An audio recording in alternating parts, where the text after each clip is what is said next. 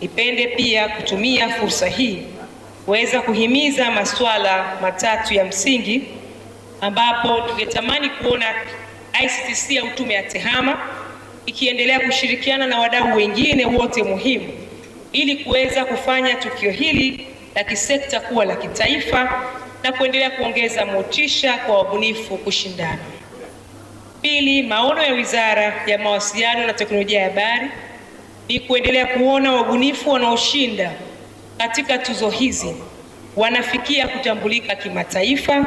Hivyo ni wajibu wa Tume ya TEHAMA kuandaa mkakati mahususi ili kuhakikisha bunifu hizi zinatangazwa, zinakuzwa zaidi na zinaendelezwa ili Tanzania iweze kuendelea kutambulika kwa kinara katika mapinduzi ya kidijitali barani Afrika. Na tatu, kwa kuwa hii ni mara ya pili tunatoa tuzo hizi, naamini maandalizi haya yameweza kuipatia fursa tume yetu ya TEHAMA kujifunza mambo muhimu.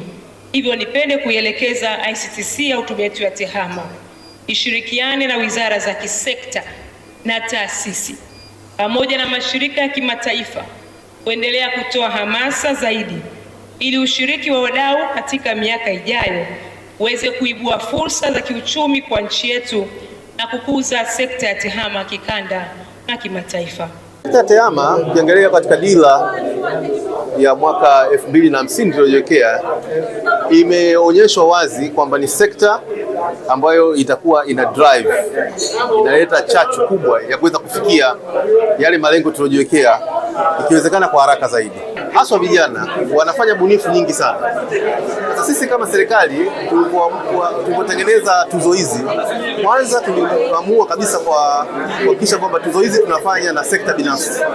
Ndio maana umeona ukituondoa sisi tume ya TEHAMA, kuna kampuni ya vijana ambao wameanzisha hiyo soft venture, kuna jumuiya ya watu wanaotoa huduma za internet ambao ni TISPA, na watu mbalimbali walikuwa wanatoa support mbalimbali za kuwepo. Tuzo kazi yake kubwa ni nini? Tuzo kazi yake ni kuibua vipaji na bunifu ambazo hizo tunaweza zikatumia sasa kuanza kufanya kushindania katika masoko hata ya nje ya nchi kama ilivyokuwa.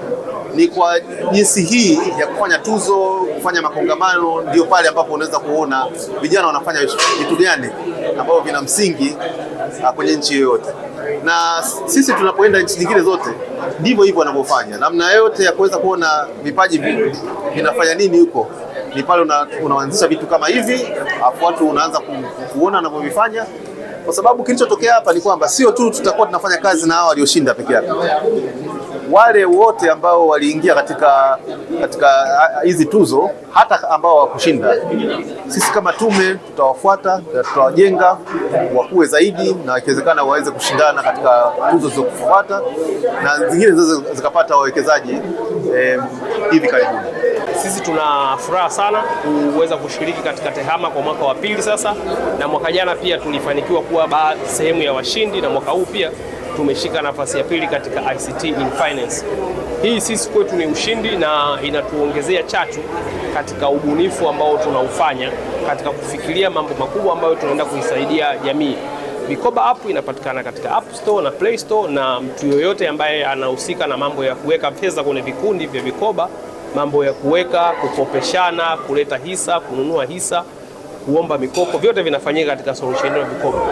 Okay, tuzo hizi ni kwamba zinaonyesha kwamba kila mtu ana nafasi kwenye mchango katika jamii, lakini pia inatuongezea sisi chachu ya kufikiria zaidi, kufikiria solution ambazo zinaweza kuisaidia jamii kwa ujumla. Tunayo furaha kushinda kutukiwa zawadi hii, tuzo hii ya kategori ya matumizi sahihi ya teknoloji katika mambo ya afya, na kwetu sisi imekuwa ni chachu kubwa. Ni kwa sababu hii sehemu ya afya ni moja sehemu ambayo ni ngumu sana kufanya innovation, na kama mfano mmeona innovation zote zilikuwa ni wizara, na katika private sector tulikuwa sisi peke yetu. Kwa hiyo inaonyesha kwamba ni ngumu sana, lakini sisi tumeweza kufanya, na inatupa nguvu kubwa sana kwenda, kwa sababu hata sasa hivi sio tu hapa, ukiangalia tumepata tuzo hii, na hata ukienda katika App Store na Play Store application yetu ipo katika 10 bora, na ndio application pekee ya Kitanzania Kiswahili ambayo ipo katika 100 bora. Sisi tupo katika 10 bora. Kwa hiyo hii inatuvutia sana, na ni katika vision ya 2050 teknolojia ndio inakuwa ni kama ni roho ya maendeleo. Kwa na sisi tumekaa pale Tanzmed, na hakuna maendeleo yote yanaweza kutokea bila afya. Afya ni msingi wa maendeleo yoyote duniani, na teknolojia sasa hivi ndio nyenzo kuu ya katika kuelekea katika kila kitu.